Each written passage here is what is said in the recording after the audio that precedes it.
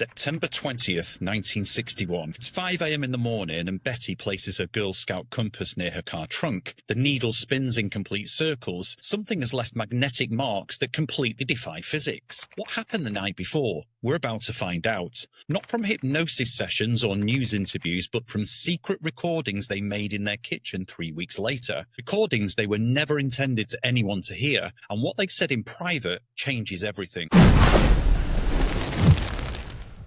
Now, before we get to those tapes, you need to know who Betty and Barney Hill actually were. This wasn't some attention-seeking couple. Barney was a World War II veteran who was employed by the Postal Service and a respected board member for the U.S. Commission on Civil Rights. Betty was a state social worker with a degree from the University of New Hampshire. They were pillars of the community in Portsmouth, New Hampshire, active members of the NAACP and their local Unitarian Church. They were also an interracial couple in 1960, a time when such a marriage was still illegal in many US states. They were proud, thoughtful people who believed in progress and civic duty, but they already knew what it felt to be under intense and welcome scrutiny. The absolute last thing they wanted was more attention. Now, Labor Day weekend, 1961, they're on this leg of a spontaneous vacation to Montreal and Niagara Falls. It's late, and they're driving their 1957 Chevy Bel Air south on Route 3. It's a lonely, winding road that cuts through the dark expanse of New Hampshire's White Mountains. The sky is clear, it's dotted with stars, and Barney's just focused on the road. Betty is looking up. Now, it's around about 10:30 p.m, and they're just south of Lancaster when Betty spots what she calls a star that dances. It moves erratically, growing bigger and brighter, seemingly moving upwards against the backdrop of the moon. Barney, who is a pragmatic man and a World War II veteran, who was an airplane enthusiast as well, he initially completely dismisses it. Now, Betty, as always, she was looking up. He'd later recall, he assumes it's a commercial airliner heading for Montreal or maybe an off-course satellite, but the object keeps pace with them, ducking behind mountains, only to reappear moments later. Now, to humour her, Barney pulls the car over at a scenic picnic area just south of Twin Mountain. He grabs his Navy surplus binoculars and looks up. The joke dies in his throat. The object is a silent, massive, pancake-shaped aircraft, filling the entire field of view in the binoculars. It hovers less than 100 feet above them, and it's rimmed with windows glowing with a bluish-white light. Now, his hands start to shake.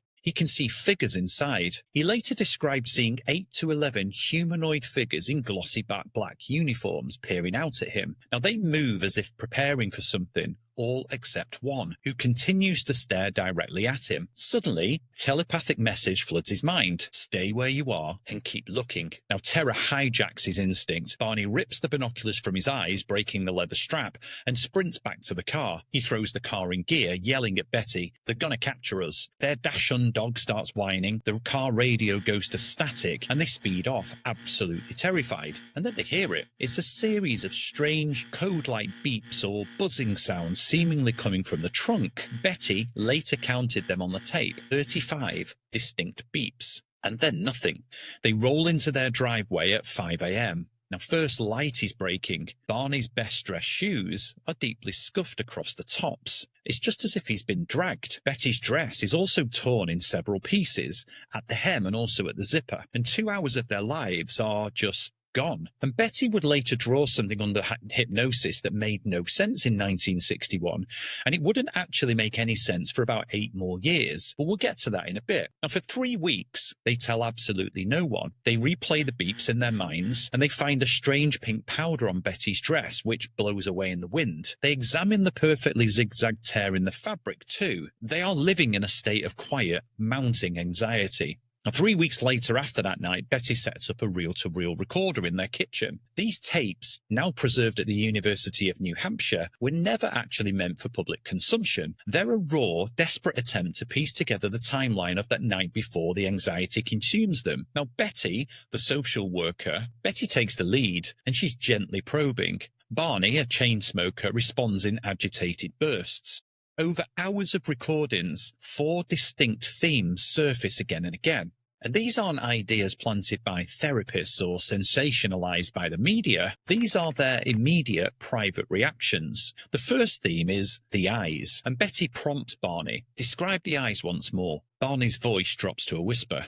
They go around the head. No whites, no pupils, like someone wrapped wet leather over bulbs. Now, this description is terrifyingly alien. On the tape, you can hear Betty's sharp intake of breath as he describes them for the first time. And in the 1950s and early 60s, sci-fi aliens were often portrayed as bug-eyed monsters or humanoid figures in silver suits. This specific image of large, black, wraparound eyes was not a part of mainstream pop culture back then. The detail is so peculiar, yet months later, under separate hypnosis sessions with Boston psychiatrist Dr. Benjamin Simon, both Betty and Barney would independently draw these exact same eyes without consulting each other. How do two people separated during their sessions replicate an identical obscure detail that had no cultural precedent? The second theme is the captain. Barney, a US Army veteran, repeatedly focuses on one figure who seems to be in charge. He described this leader or captain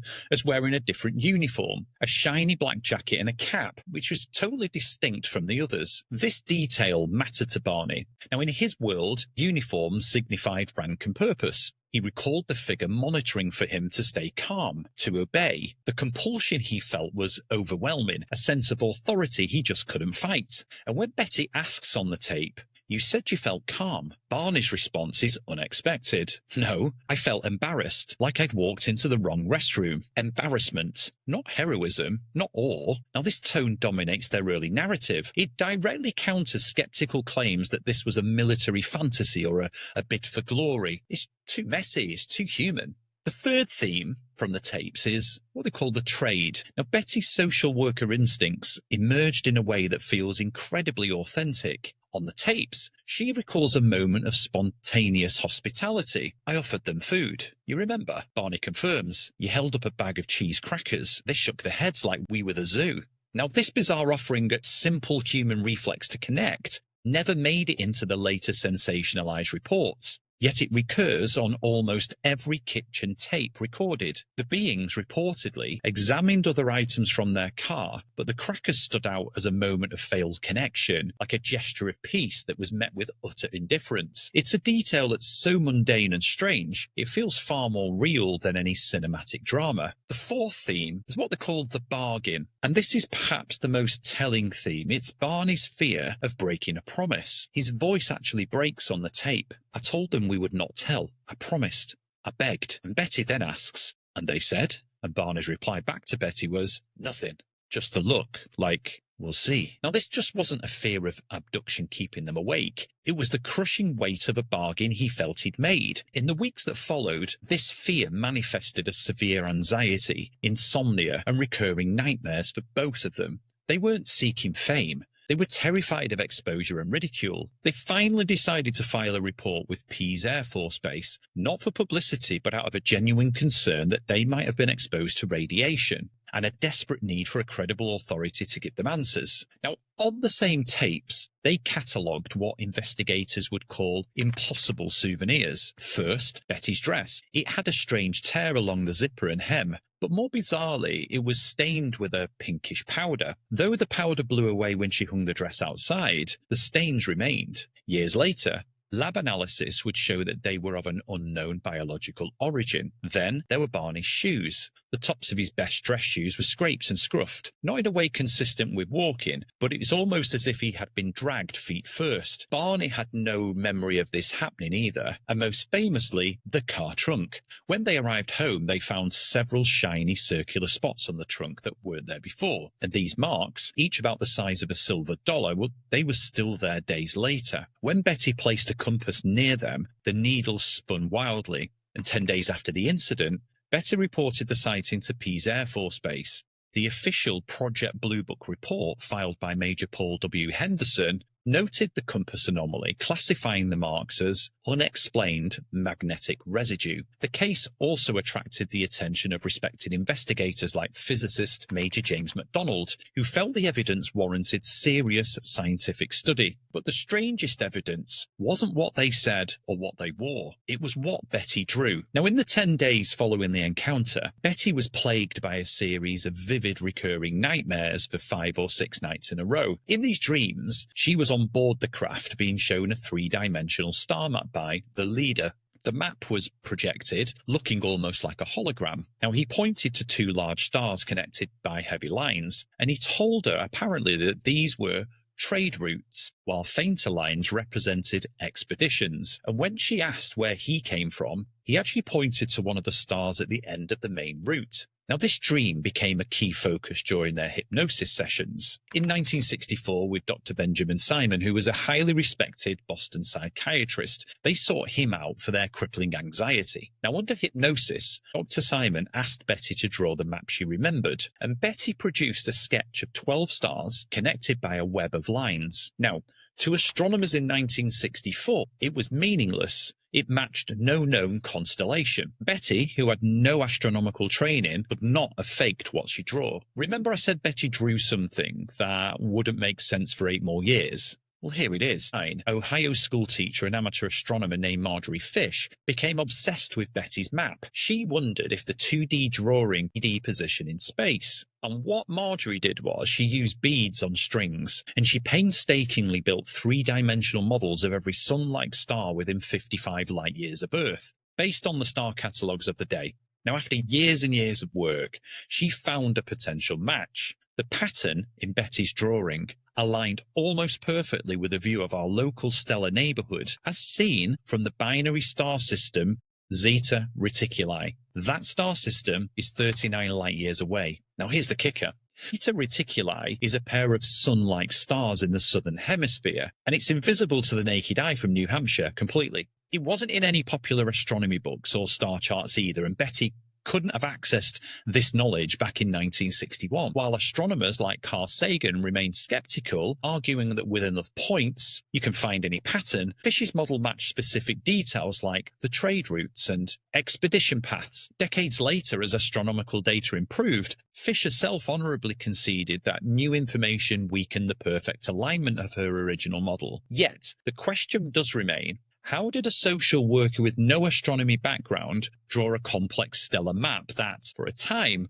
appeared to be a stunningly accurate representation of a real obscure star system? For years, the Hills fought to keep their private story. But in 1965, a Boston newspaper reporter named John H. Luttrell got a tip and published a sensational front-page story. The Hills had been betrayed, and their carefully guarded secret was out. The media circus that they had dreaded descended upon them almost instantly. To reclaim their own narrative, they actually cooperated with author John G. Fuller, who, along with Dr. Simon, published the 1966 bestseller, The Interrupted Journey. The book made them international celebrities, but it came at a great personal cost. Their lives were never the same. The constant attention and ridicule exacerbated Barney's already fragile health. He suffered from high blood pressure and ulcers, and the immense stress of all of this took its toll. In 1969, at the tragically young age of 46, Hill died of a cerebral hemorrhage. He lived for another 35 years, however, but she never remarried. She remained a staunch defender of their story, becoming a prominent and beloved figure in the UFO community. Now, while critics point out that some of her later UFO claims became more elaborate, Betty never wavered on the core details of the 1961 incident. The case she and Barney fought so hard to understand became the foundational template for nearly all modern alien abduction accounts. The missing time,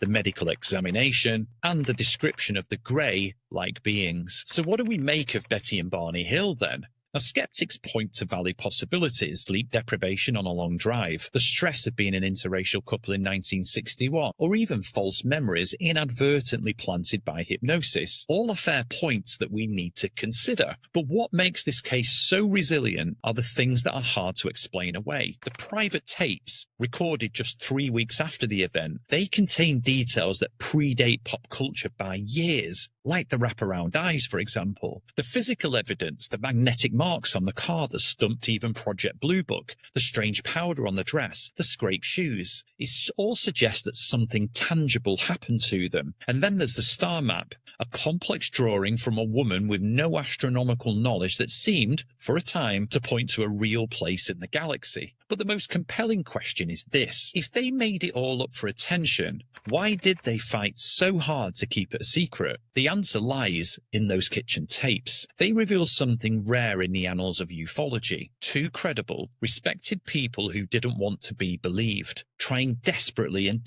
privately to understand what happened to them. And that wraps up tonight's investigation.